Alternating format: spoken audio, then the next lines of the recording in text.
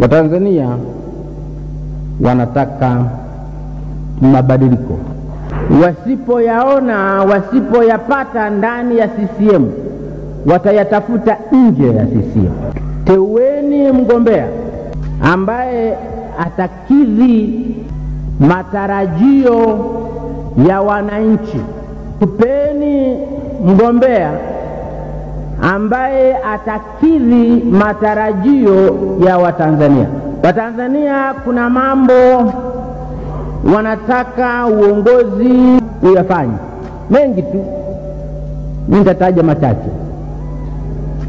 Mengi tu, lakini nitataja machache yatawatosheni.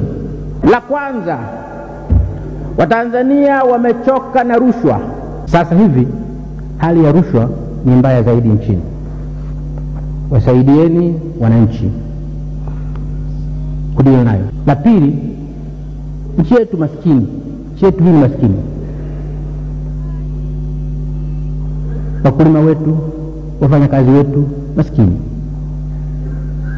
Nchi hii bado ni nchi ya wakulima na maskini ambao ni wakulima na wafanyakazi ambao wote ni watu maskini.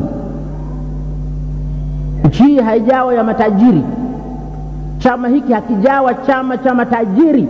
Tunataka tuendelee kushughulika na umaskini wa watu wetu. Tushughulike kwa dhati na matatizo ya wananchi, ya uchumi wao, hali yao ya uchumi, hali yao ya viwandani, hali yao ya mashambani, hali yao ya shuleni, hali yao ya hospitalini.